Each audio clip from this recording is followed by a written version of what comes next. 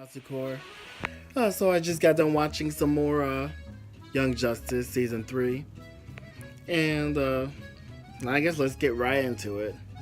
So the first episode, basically Batman Incorporated, which was basically is basically Batman, Katana, and Metamorpho, who's a newer character.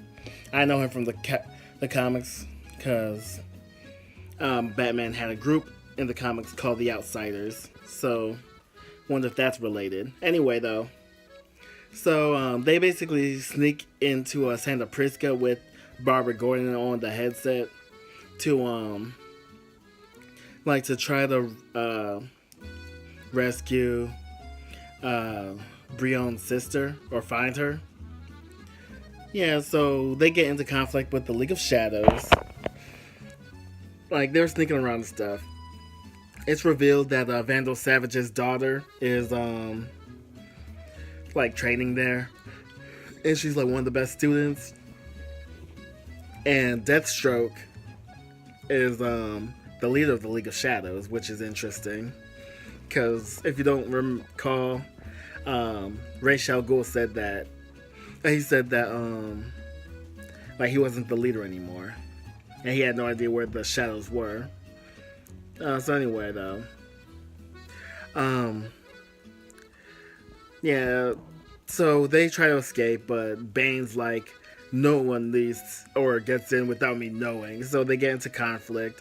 Batman fights Bane while Katana fights Lady Shiva. I think it's interesting because Lady Shiva said that Katana has the better sword, but she's the better sword fighter.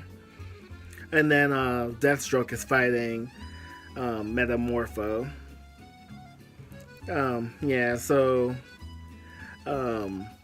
what happens?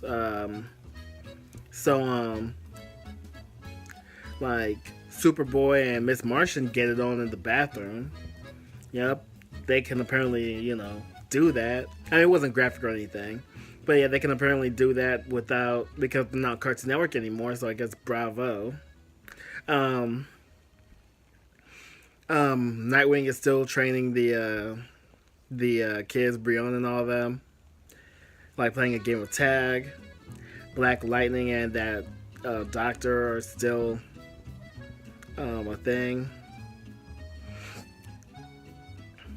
What else happened? We also got our first look at Cyborg, yeah, which is interesting. And yeah, it's the same old story. I don't know Cyborg's origin from the old continuity, but in the New 52, Cyborg was same thing, having dad issues. His dad cared more about figuring out superhero stuff than his own son, who could get college scholarships. Yeah, it was in the New 52's version of Justice League. Yeah, so I'm glad that Cyborg is about to become a thing. Another thing that was interesting is the fact that they're signing up Violet or Halo. They're signing her up for high school, and Red Arrow's I need to step out, and then turns out they're being spied on by Cheshire. So they have a little talk, and Cheshire basically, she feels, I guess, unfit to be in their lives, like being a parent and all that. So yeah, she leaves. So yeah, that was interesting. Definitely. So after his dad missed the game, Cyborg's mad about it, and he basically yells, and then he gets electrocuted or something, and gets burnt basically, really badly. Yeah. Meanwhile, they gave Forager a glamour charm. I don't really know the purpose of him going to high school because I don't feel like it's required. But him and Halo go to high school and they meet Harper Row, which I thought was interesting. Harper Row's a character from the New 52. I think she's part of, she became a superhero later, but she was basically a girl, an electrician, who basically pestered Batman. Yeah, I kind of stopped reading Batman around or afterwards, but she basically was like following him around and stuff. Yeah, and I think she has a gay cousin or brother. But yeah, she she like interfered with Batman's work, but she did save his life. So I mean that was interesting. Yeah, in the Court of Owls arc. Anyway, though, they like meet friends, or they become friends. And Cyborg's dad, he like put because he the I forgot to just mention this, but he like is studying the father box, and he put it on Cyborg because it has healing properties for aliens. And so it repairs Cyborg, and Cyborg goes crazy trying to murder people. And Halo feels something like wrong in the force, or just wrong, and she creates a boom tube to go all the way to where Cyborg is, and then like cleanses him to make him like normal. Yeah, which is really cool. Cyborg's still like mad at his dad about everything, so he just goes with Halo, even though he doesn't know her. And the last, I think it's the last plot point is that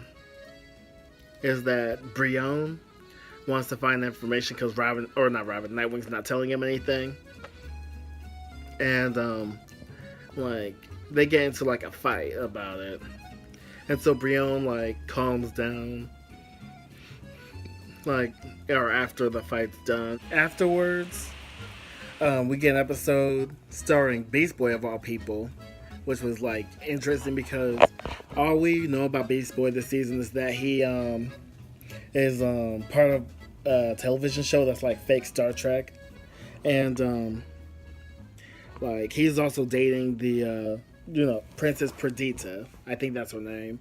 She was the princess who like Kid Flash rescued in that one episode with the heart.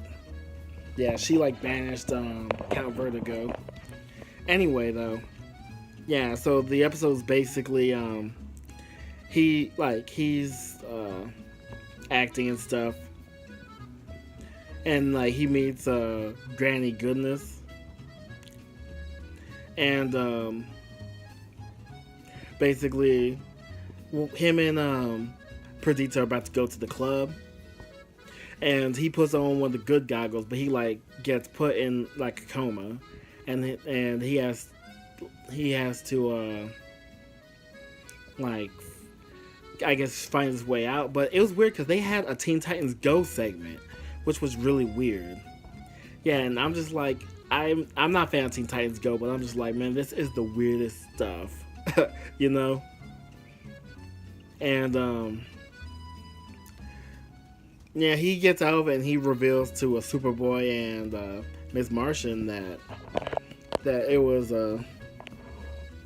that Granny Goodness is a villain. But yeah, and there was also something about a monkey god. I'm gonna have to rewatch that part. But yeah, he reveals that Granny Goodness is a villain. And they also have him in Hello Megan, him reliving some memories, and there's a whole bunch of like stuff involving death. And then there was a subplot involving Cyborg, where they put some important information together. Basically, the reason Halo's able to do everything is because she has a mother box inside of her. Yeah, they put it inside her body, which is why she can like heal herself and have all those powers, and why she was able to cleanse why she was able to cleanse Cyborg. And so her original identity, Gabrielle, actually did die. But she's technically a mother box inside Gabrielle's body, basically. Yeah, like yeah, because mother boxes are living beings. So yeah, that was interesting. Also, the super cycle attacked Cyborg because of the father box in him, and he like went all Terminator. So yeah, that was fun. So in the last episode, which I guess kind of wraps up this arc, because I think that the series is going to be on hiatus for a little while. Basically, um, they're about to go, and by there I mean all the kids. They're about to go to the high school dance, Halloween dance, and that includes Cyborg. But Nightwing's like, can't got a mission, and they basically found Tara. So they like go to the place. And the first thing I noticed though is that everyone's wearing a mask that looks like the Court of Owls from the comics, which I thought was interesting. So yeah, so like Nightwing and all them sneak in wearing those masks, like while Brion and Forager like stay behind, and they buy Terra because they're selling all the metahumans at an auction. So yeah, they buy Terra, and then they rescue all the other metahumans, along with destroying the factory or facility, and like they got into a fight with like basically all the sub villains, I guess you could say, like Icicle Jr., Simon. I mean, Simon got knocked out before the fight, but Shimmer, the Terra twins, etc. So yeah, that was basically most of the episode.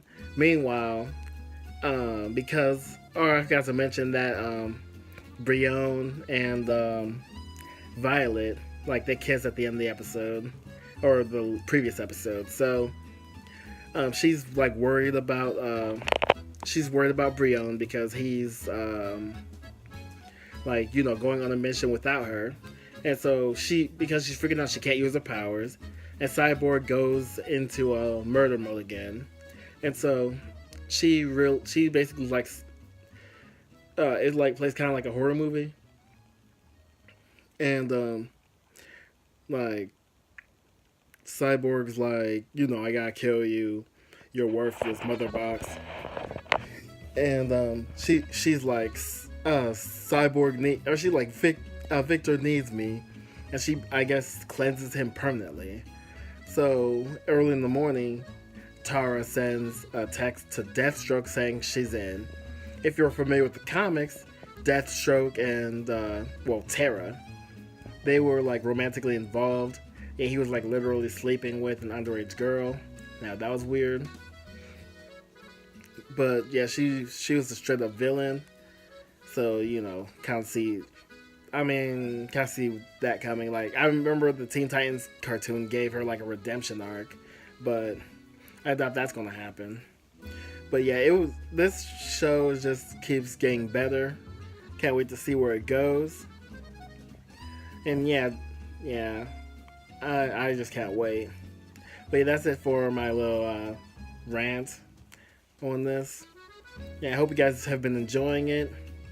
I'll catch you guys next time, and just stay tuned, and I will see you soon.